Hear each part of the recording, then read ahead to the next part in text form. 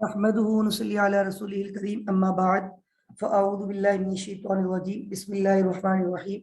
Dear physical students, अस्सलामु अलैकुम व रहमतुल्लाहि व बरकातुहू। स्टूडेंट्स, कल हमने एक चैप्टर वाइंड अप किया था और टाइम बच गया था, तो हमने एक नया चैप्टर स्टार्ट कर दिया था। बैंक रिकंसिलिएशन की कुछ चीज़ें रह गई थी जो मैंने कल कंप्लीट करवाई थी, खास तौर पे वो सवाल जिसमें एक बैलेंस हो और एक बैलेंस अननोन हो। तो उसमें हमने कल एक सवाल किया था बैंक रिकंसिलिएशन का, जिसमें एक बैलेंस क्वेश्चन मार्क था और एक बैलेंस गिवन था। तो वो क्वेश्चन मार्क वाला बैलेंस हमने कैलकुलेट करना सीखा था और फिर मैंने आपको दोनों तरीके बता दिए थे कि अगर दूसरा वाला क्वेश्चन मार्क होता तो वो भी कैसे कैलकुलेट हो सकता था। उसके बाद कुछ चीजें और थी बैंक रिकंसिलिएशन के हवाले से जो बताना जरूरी थी, जिसमें खास तौर पे अनक्लियर चेक्स के बहुत सारे अल्टरनेट नाम होते, वो मैंने कल बताए थे। इसके अलावा आउटस्टैंडिंग चेक्स, जिसको अनप्रेजेंटेड चेक्स भी कहते हैं, उसके बहुत सारे अल्टरनेट नाम होते, वो मैंने बताए थे। और फिर उस टॉपिक को वाइंड अप करके हम लोग बैंक रिकंसिलिएशन को खत्म करके नेक्स्ट चैप्टर हमने स्टार्ट किया था, अकाउंटिंग फॉर इन्वेंट्रीज। और एक बात मैं बार बार कहता हूँ, फिर कहूंगा, ये तीन टॉपिक जो मैं बैक टू बैक पढ़ाता हूँ, depreciation, bank reconciliation, inventory valuation, अक्सर मैं कहता हूँ ये शन जिसमें आ रहा है ये बहुत इंपॉर्टेंट है। हो सकता है किसी बच्चे के ये तीनों सवाल एमटीक्यूज में आ जाए। ये तीनों एमटीक्यूज में एग्जामिनर एग्जामिन करता है, लेकिन हर बच्चे के एमटीक्यू सेम नहीं होते, लेकिन पॉसिबल है आपके पेपर में तीनों एमटीक्यूज यही आ जाए, एक बैंक रिकंसिलिएशन आ जाए, एक इन्वेंट्री वैल्यूएशन आ जाए, एक डेप्रिसिएशन आ जाए। और तीनों के एमटीक्यूज हमारे पास मॉक सेशन जो मैंने आपको एक दफा करवाया प्रैक्टिस, उसमें मौजूद भी है। यानी डेप्रिसिएशन का भी एमटीक्यूज मौजूद है, बैंक रिकंसिलिएशन का भी एमटीक्यूज मौजूद है, और इन्वेंट्री वैल्यूएशन का भी एमटीक्यूज। फॉर्मेट बने हुए होते हैं, you have to give the answer within formats. हमने कहा था इन्वेंट्री कहते हैं goods held for sale in the ordinary course of business. फिर हमने कहा था गुड्स जो आप अपने पास रखते हैं इन दी ऑर्डिनरी कोर्स ऑफ बिजनेस में हेल्ड फॉर सेल वो इन्वेंट्री है, यानी जिस चीज का आप बिजनेस करते हैं वो आपके लिए क्या कहलाती है, इन्वेंट्री। फिर हमने कहा था इन्वेंट्री को वैल्यूएट करने के लिए कितने हमारे पास सिस्टम है, दो। कौन कौन से? Perpetual, periodic. परपिचुअल में कितने मेथड है? दो, फीफो और weight, first in first out, weighted average cost. Same as periodic में first in first out, weighted average cost. कल की क्लास में हमने सिर्फ इसको डिस्कस किया है क्योंकि टाइम लिमिटेड था, ऑलरेडी हमारा एक चैप्टर चल रहा था, वो कंप्लीट किया था, उसको वाइंड अप किया था, इसका इंट्रोडक्शन दिया था, फिर इसका एक क्वेश्चन करवाया था, और उस क्वेश्चन में वो पेपर का ही सवाल था, उस पर कितने मेथड से ये सॉल्व करना था। परपिचुअल दो, कौन कौन से? फीफो और वेट। हमने सिर्फ किससे सॉल्व किया था कल? फीफो से। आज इंशाल्लाह इसको पहले किससे सॉल्व करूंगा, फिर इंशाल्लाह आज एक सवाल अभी और आपके सामने रखूंगा, पास पेपर का ही सवाल है, और उसमें रिक्वायरमेंट परपिचुअल नहीं है, उसमें रिक्वायरमेंट क्या है, और उसमें पीरियोडिक में खाली उसने एवरेज मांगा शायद, लेकिन मैं आपको उसमें दोनों से करवा दूंगा, पीरियोडिक एवरेज से भी और पीरियोडिक फीफो से भी और एवरेज से भी, दोनों से। ठीक है, तो कम टू द पॉइंट। और उसके बाद कल हमने जो है वो ये क्वेश्चन आपके सामने रखा था, सवाल आपको नजर आ रहा है, अली बाबा एंड कंपनी, या अली बाबा कंपनी। कल हमने ये सवाल किया था, ये हाईलाइट हुआ हुआ है। हमने सिर्फ कहां तक हाईलाइट किया, देखिए फर्स्ट इन, मैंने इसको हाईलाइट नहीं किया, और इसका सॉल्यूशन नेक्स्ट पेज पे मौजूद है। मेरा नहीं ख्याल कि कोई मुश्किल था, बड़ा स्ट्रेट फॉरवर्ड था। ये सॉल्यूशन आप लोग देख सकते हैं, Alibaba company, valuation of ending inventory by perpetual FIFO method as at April 30, 2010। ये आपके पास एक पूरा स्केड्यूल बना था, और हमने फीफो कॉन्सेप्ट को फॉलो करते हुए जैसे जैसे यूनिट हमारे पास फर्स्ट इन फर्स्ट आउट, हम उसको रिकॉर्ड करते जा रहे थे, और यूनिट आ रहे थे, परचेज कर रहे थे, देखो तो बैलेंस बढ़ रहा था, सेल कर रहा था तो बैलेंस कम हो रहा था। 500 और 700, 1200 हो गए थे, 600 बेच दिए, 600 बच गए, फिर 900 और खरीदे, फिर 100 और खरीदे, तो 600 और 900 कितने होते? 1500। 1500 और 100 कितने होते? 1600 में से कितने बेच दिए? 700, तो कितने बच गए? 900। 800 और 100 ये दो अलग अलग बचे थे, अलग अलग प्राइस के। फिर 200 और खरीद दिए, कितने हो गए? 9 2 11, 1100 हो गए। 1100 में से कितने बेच दिए, तो कितने बच गए? 800। 500, 100 और 200, तीन अलग अलग कैटेगरीज के, क्योंकि फीफो था ना भाई। 800 में से 300 बेचे ना, तो 800 में से 300 बेचे तो कितने बच गए? ये 100 पूरे के पूरे 200 पूरे के पूरे। ये कॉन्सेप्ट कौन सा था? अब इसी सवाल को कौन से कॉन्सेप्ट से सॉल्व करने जा रहे हैं? वैक्स से सॉल्व करने जा रहे हैं। और ये मैंने समझाने के लिए ग्राफर की डायग्राम बनाई थी, और इसको हम कर देते थोड़ा सा नीचे। ये हमारे पास वही सवाल दोबारा जिस तरह मैंने यहाँ पे सॉल्व किया है। क्वेश्चन नंबर 2 1 था अली बाबा एंड कंपनी। तो यहाँ पर फिर हम दोबारा स्टार्ट ले रहे हैं इसको। अभी इसकी रिक्वायरमेंट नंबर 2 है और अली बाबा कंपनी। अभी प्लीज कॉपी नहीं करना, मैं टाइम आपको दूंगा कॉपी करने का, क्योंकि ये थोड़ा सा ज्यादा कॉन्सेप्चुअल है। फीफो तो चलो आसान था, इस पे थोड़ा सा मसला आएगा। कैलकुलेटर सबके पास होना चाहिए। What we are going to calculate? Valuation of ending inventory, valuation of या एंडिंग इन्वेंट्री। कौन से मेथड से? सिस्टम कौन सा है? Perpetual, by perpetual weighted average cost. कल था फीफो, आज है वेटेड एवरेज कॉस्ट मेथड। कौन सी तारीख? कट ऑफ डेट क्या है हमारी? एस एट अप्रैल 30 2010 था। श्योर? ओके। अच्छा, अब इसमें देखिए हमारे पास सवाल मौजूद है। यस 2010। सबसे स्टार्ट तो सेम होगा, बिल्कुल सेम स्टार्ट होगा। कैसे? देखिए पहले तो मैं ये पूरा फॉर्मेट स्केच किया हुआ है मैंने ऑलरेडी। यहाँ पे Jan 1 स्टार्ट तो सेम होगा। Jan 1 को, सॉरी Jan 1 अप्रैल 1 को कितना बैलेंस यूनिट कितने मौजूद है? 500 यूनिट। 500 थे। एक यूनिट कितने का था? 4 रुपए का। टोटल अमाउंट कितनी थी? 2000 रुपए। याद है आपको? इधर देखिएगा, ये आपका, इसको मैं ऊपर कर देता हूँ 1 मिनट। ये आपका सवाल है इन्वेंट्री ओपनिंग 500 यूनिट 4 रुपए के हिसाब से। ठीक है, बल्कि मैं काम करता हूँ ना, पहले ये मिटा दूं ताकि हम इसको दोबारा हाईलाइट करेंगे। और अब हम जा रहे cost of ending inventory compute करने, और अब हम कंप्यूट कर रहे हैं कौन से मेथड से? Weighted average cost. सबसे पहले ओपनिंग इन्वेंट्री थी, मैंने लिख दी। Any objection? उसके बाद यूनिट परचेज किए, उसमें भी कोई तब्दीली नहीं आएगी। तब्दीली उस वक्त आना शुरू होगी जब आप कौन सी ट्रांजैक्शन रिकॉर्ड करेंगे? सेल। आपने कितने यूनिट खरीदे बताएं? 700। किस रेट पे? 4.20 नहीं है, 4.0 तो शुरू में था। यस, अभी इधर देखिए आपने कितने यूनिट परचेज किए? 700 यूनिट, 4 रुपए 20 पैसे, 4 तारीख। आपने लिख दिया अप्रैल की 4। आपने कहा आपने यूनिट परचेज किए 400, नहीं सॉरी 700। कितने यूनिट परचेज किए? 700। 4.2 मल्टीप्लाई करें 2940। उसके बाद क्योंकि जब आपने परचेज किया है, परचेज करोगे तो बैलेंस, जब ज्यादा यूनिट खरीदोगे तो ज्यादा बैलेंस बढ़ेगा, जब कम यूनिट खरीदोगे तो कम बैलेंस बढ़ेगा। तो खरीदोगे तो बैलेंस बढ़ेगा। कितने? 4 रुपए ने 20 पैसे। जरा मल्टीप्लाई करें, वही लिख दूं, वही ये। अच्छा 2940 आएगा, ये बोले ना 2940 आएगा।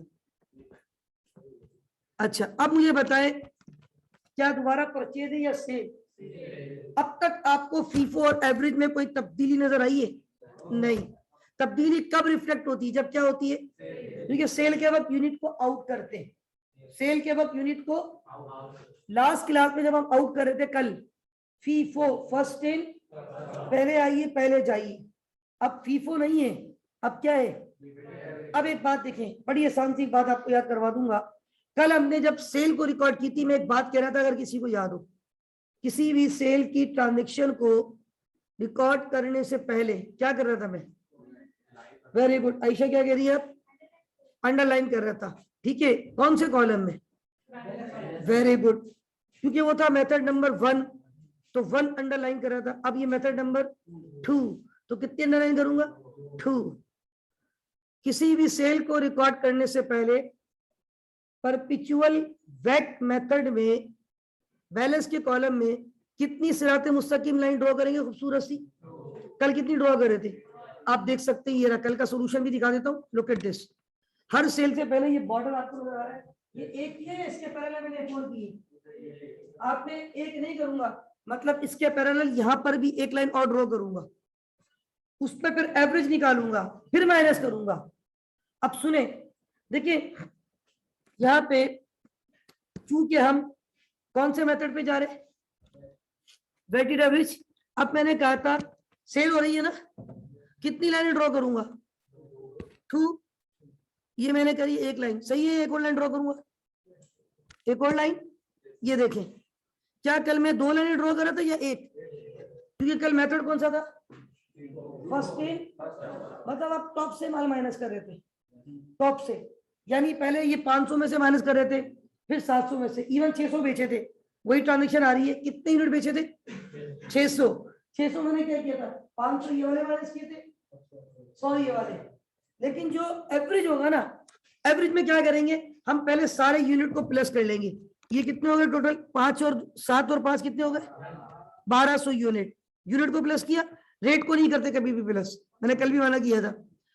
2000 और 2940, सो कितना हो गया? 4940। अब मुझे ये बताओ, ये 4940 कितने यूनिट की अमाउंट है? अब आप डिवाइड करें तो आपके पास एवरेज रेट आ जाएगा, जो कि ना तो 4 होगा ना तो 4.2 होगा, इन दोनों के दरमियान होगा। तो जरा 494 4.1 के बाद बताओ क्या है? 4.116 है ना, तो 1 के बाद 6 है तो 1 2 कर दें। पॉइंट के बाद 2 डिजिट ले लें, क्योंकि सवाल में भी पॉइंट के बाद कितने डिजिट आ रहे हैं? 2। अब किसी ने कहा 4.11 आ रहा है, सर आपने 1 को क्या कर दिया? 1 2, क्योंकि वो 1 के बाद जो अगला डिजिट था आपको पता है ना, वो तो 5 या उससे बड़ा हो तो राउंड कर देते हैं। तो 6 था तो मैंने 1 2 कर दिया। अब ये मेरे पास कौन सी प्राइस आ गई? एवरेज। कौन सी प्राइस आ गई? कल मैं ये कह रहा था 500 यूनिट 4 रुपए वाले हैं, सेल को रिकॉर्ड करने से पहले 500 यूनिट 4 रुपए वाले हैं, 700 यूनिट 4 रुपए 20 पैसे वाले, ऐसे ही कह रहा था। फिर मैं कह रहा था कि मुझे अगर बेचनी है तो पहले 500 में से बेचूंगा, फिर 700 में से, ऐसा ही था। आज मैंने ये 500 700 की लिमिट खत्म कर दी सेल को रिकॉर्ड करने से पहले। वो एक शेर आपने सुना होगा कि एक ही सफ में खड़े हो गए महमूद और अयास, ना कोई बंदा रहा ना कोई बंदा नवाज। तो याद रखिए, अब आपने सबको एक ही सफ में खड़ा कर दिया है। अब कोई ना 4 रुपए का है ना 4 रुपए 20 पैसे का है, अब हर यूनिट की एक ही प्राइस है। क्या प्राइस है? देखिए असल में एवरेज जो होता है ना, वो इन बिटवीन आता है। अब मैं आपको मिसाल दूं, हम लोग अपनी मार्कशीट लेकर आते, हमारे किसी पेपर में, मैट्रिक में, इंटर में 60s में मार्क्स भी होते हैं, कुछ पेपर में शायद 80s में भी मार्क्स हो जाते हैं, लेकिन एवरेज निकालते हैं 75 76 78। एवरेज क्या होता है? Between minimum and. कभी भी एवरेज आपके जो मिनिमम मार्क्स है ना किसी पेपर में, उससे नीचे नहीं जाएगा, और जो मैक्सिमम मार्क्स है उससे ऊपर नहीं जाएगा, इन बिटवीन होता है। एवरेज हमेशा क्या होता है? In between. तो यहाँ पर भी देखिए एवरेज 4 से नीचे नहीं गया, 4.2 से ऊपर नहीं गया, इन बिटवीन आ गया 4.12। अब एवरेज करने के बाद क्या करेंगे हम? एवरेज करने के बाद ये करेंगे, इस लाइन को तो आप भूल जाएंगे। कौन सी लाइन को? जिसको आपने डबल, ठीक है। अब आपने कुछ भी नहीं करना, आपने कितने यूनिट बेच दिए ये बता दो खाली। कितने यूनिट बेचे आपने? कौन सी तारीख थी? तारीख है 9, 600 यूनिट बेचे ना। अब कितने के बेचे वो आपने फिलहाल नहीं देखना, उसकी सेल पे आपने नजर नहीं रखनी है, मैंने कल भी मना किया था, बुरी बात है। अब आप आ जाए, हम क्या करेंगे? हम माइनस कर देंगे। 9 तारीख है, अच्छा 9 तारीख को आपने कॉस्ट ऑफ गुड्स सोल्ड का कॉलम देखा, ये कॉस्ट ऑफ गुड्स सोल्ड, कितने यूनिट आपने बेच दिए? 600। अब डायरेक्ट ना फीफो है ना लीफो है, ना टॉप से देखना ना बॉटम से। अब ये तो खत्म ही हो गया ना, जब आपने एवरेज कर लिया ना, फिर आपको ये वाली लाइनों को देखने की जरूरत, अब सिर्फ आपको बॉर्डर टू बॉर्डर देखना है, बस ये देखना है। एवरेज कर दोगे ना, फिर एक ही लाइन में सारा स्टॉक सब एक ही सब में खड़े हो गए, अब आपको इधर उधर देखने की जरूरत। अब आप बताओ 1200 में से कितने भेज दिए? मैं रेट क्या लूंगा बताएं? वेरी गुड, क्या रेट लूंगा?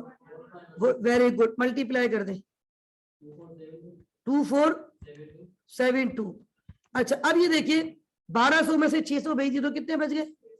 यानी एवरेज में ये होगा कि हम जब बैलेंस दोबारा लेकर आएंगे ना, तो वो एक ही लाइन में आएगा। एवरेज में हमेशा बैलेंस जो बचकर आएगा वो कितनी लाइनों में आएगा? कल आपको पता है आखिरी मर्तबा जब मैंने बैलेंस कैलकुलेट किया मेरा बैलेंस 3 लाइनों में आ रहा था। अभी मैंने दिखाया था, ये रहा देखें। कल क्या हुआ था लास्ट टाइम, देखें ये लास्ट वाली ट्रांजेक्शन, मेरे पास ये यूनिट नजर आ रहे थे। आखिर में मैंने बिल्कुल आखिरी ट्रांजेक्शन में देखे नीचे कितने यूनिट बेचे थे, ये 300। मेरे पास स्टॉक क्या क्या पड़ा हुआ था, 800, 100 और 200। तो सबसे पुराना कौन सा वाला था? Very good. इसमें से कितने बेच दिए थे? इसमें से भी कितने बच गए थे? और ये 100 as it is, 200 as it is. मतलब आप बैलेंस एक से ज्यादा बचते थे। इस मेथड में हमेशा जब भी हम सेल को रिकॉर्ड करेंगे, सेल को रिकॉर्ड करने से पहले कितनी लाइन ड्रॉ करेंगे? तो उन 2 लाइनों में करेंगे क्या, उसका एवरेज निकाल लेंगे और सारे यूनिट को यकमुश्त कर देंगे। जैसे मैं अगर आपको मिसाल दूं समझाने के लिए, कल मैंने आपके सामने वो एक डायग्राम बनाई थी। अब ये डायग्राम में पता है क्या होगा? फॉर एग्जाम्पल 1 2 3 4 5 500 यूनिट थे, फिर 1 2 3 4 5 6 7 खरीदे थे।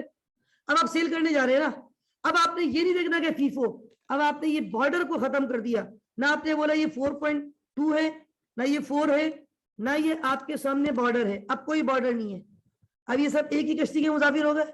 अब इसकी एवरेज प्राइस आपने क्या उठा ली? 4 अब आपने कितने निकालने इसमें से? 600 ना। अब आपने 100 200 300 400, देखो मैंने तो पता नहीं कैसे निकाल दिया ऐसे ही। अब कितने बच गए? ज्यादा निकाल दिए, एक ज्यादा चला गया ना। 100 200 300 400 500 600। अब सही है, देखिए मैंने मिक्स करके निकाले। अब आप देखिए 2 ये है 2 ये 2 एवरेज है ना। एवरेज का फायदा ये है, अब आपके पास एक लाइन पे स्टॉक आ रहा है, 1200 में से 600 बेचे, 600 बच गए। अब रेट क्या लूंगा यहाँ पर भी? 4.12। जरा मल्टीप्लाई करें कितना आ रहा है? सेम ही आएगा। इत्तेफाक से सेम इसलिए आ रहा है कि आधे बेच दिए आधे बच गए। अच्छा यहाँ कुछ बच्चे जो है ना जो ज्यादा सोचते हैं, ज्यादा टेंशन लेते हैं, वो बोलते हैं सर ये 4940 था, इन दोनों को प्लस कर रहा हूँ ना तो 4944 आ रहा है सर, 4 रुपए बढ़ गए। मेरे भाई अकाउंटिंग में ये छोटी छोटी अमाउंट जो है ना इममटीरियल होती है। ये 4 रुपए क्या जब बड़े हो जाओगे इंशाल्लाह तो 4000 को भी हम इममटीरियल बोलते हैं अकाउंटिंग में, वो आपको पता चलेगा आगे जाके। तो ये छोटी मोटी चीजें काउंट नहीं होती है और ये राउंडिंग इम्पैक्ट है। अगर ये एवरेज एक्यूरेट आ जाता ना, ये तो पॉइंट में आया है, बाद में एवरेज बहुत अच्छा आता है। फॉर एग्जाम्पल ये 1200 यूनिट है, इसकी अमाउंट अगर कुल मिला के 12000 आ रही होती तो शायद 12 रुपए पर यूनिट आ जाती, वो एवरेज बिल्कुल राउंड होता। तो ये इस वजह से इसमें आपको टेंशन लेने की जरूरत नहीं है। अब आ जाए दोबारा, क्या अगली ट्रांजेक्शन परचेज की है, कितने यूनिट खरीदे, कितने के?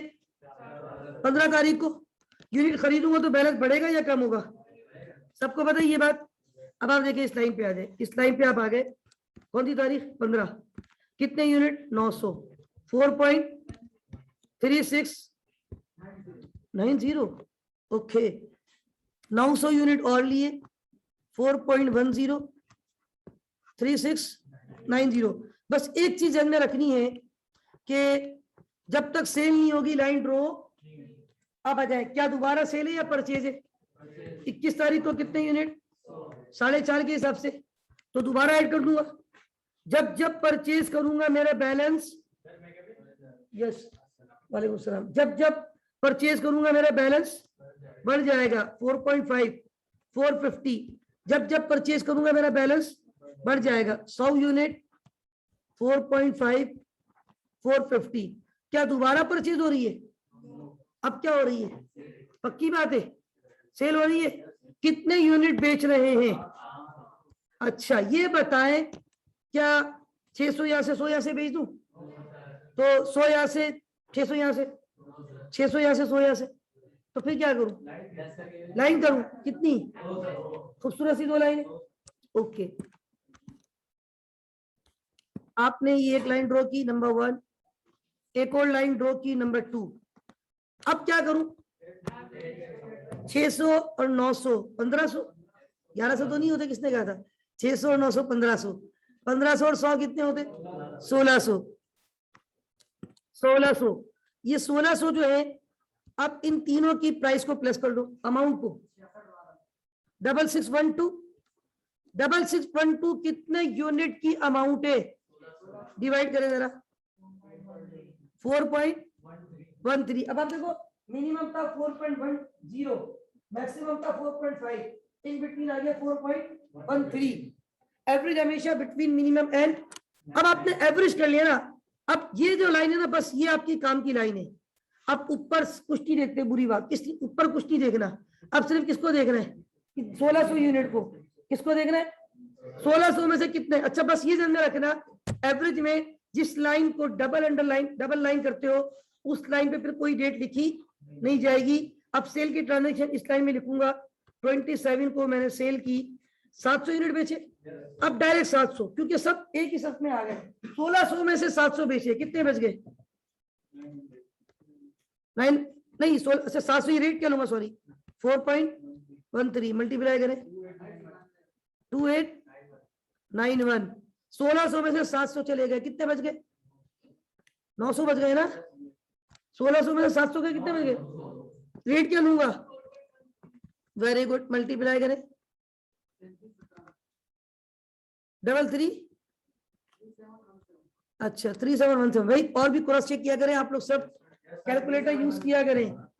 कुछ लोग बिल्कुल कैलकुलेटर यूज नहीं कर रहे, बैग भी नहीं खोला, ऐसा नहीं करें आप लोग प्लीज।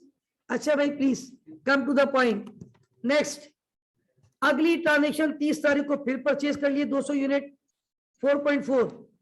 30 तारीख को 200 यूनिट 4.4। अब जरा इधर आ जाए, क्या परचेज करूंगा तो बैलेंस पक्की बात है। 30 तारीख 200 यूनिट 4.4 880 होता है। कितना होता है? 880। और ये 200 और ये 4.4 और 880। Is that clear? Last transaction आपकी है वो किस चीज की है? सेल की। कौन सी तारीख की सेल है? कितने यूनिट बेचे? क्या मैं कुछ करूंगा पहले? खूबसूरत सी 2 लाइनें बोला करें, खूबसूरत सी 2 लाइन ड्रॉ करेंगे। अब मुझे बताए 9 2 11 होते, मतलब 9 और 2 11 होते, तो ये कितने यूनिट हो गए? 1100। 1100 यूनिट। एक 4 रुपए 13 पैसे वाले भी है, 4 रुपए 40 पैसे वाले भी है। इनकी टोटल ये कितनी है अमाउंट? 4597। ये कितने यूनिट की अमाउंट है? डिवाइड कर दें 4.18 नहीं करूं उसको 17 के बाद 8 करूंगा ना इसको। अब सुने, हाँ तो 8 हो जाएगा। अब मेरी बात सुने प्लीज, लुक एट दिस। अब इस लाइन को नहीं देखना और ऊपर नहीं देखना, बुरी बात। अब आपको कितने यूनिट बेचने हैं? 30 तारीख को कितने यूनिट बेचे? 1100 में से 300 डायरेक्ट ले लूं, फिर एक ही लाइन, मतलब एवरेज में ये कितना अच्छा हो जाता है, सिंपल ये एक ही लाइन में आ जाता है सब कुछ। 300 क्या रेट लूंगा? 4.18 मल्टीप्लाई करें 1254। ओके, तो 1100 में से 300 बेच दे तो कितने बच गए? 800। रेट क्या लूंगा? बस मल्टीप्लाई कर दे 3344। अब मेरी बात सुने, बस ये लास्ट कुछ भी नहीं करना। मैंने कहा था सिर्फ आखिर में 2 चीजों को, अगर आपको याद हो, ये देखिए मैंने 2 चीजों का सिर्फ टोटल किया था। किस किस को? एक तो बस यूनिट तो यही है ना, कितने यूनिट बच गए? भाई जाहिर सी बात है, मेथड तो फीफो हो या एवरेज हो, यूनिट तो उतने ही बचेंगे ना जो फिजिकल हैं। और अब इनकी वैल्यूएशन क्या आ रही है? 33। क्योंकि ये अलग अलग मेथड है तो आंसर भी अलग अलग आएगा। कल आंसर आ रहा था कुछ करीब करीब ही आ रहा था, क्योंकि इनकी प्राइस में इतना ज्यादा वेरिएशन नहीं। कल आ रहा था शायद 3380। आज क्या आ रहा है? 3344। कितने यूनिट बच गए हैं आखिर में, उसकी क्या वेरिएशन है? हमें एक्चुअली कैलकुलेट क्या करना था? कॉस्ट ऑफ, तो कॉस्ट ऑफ इन्वेंट्री क्या आ रही है? Is that clear? आपका समय शुरू होता है, आप कॉपी करें।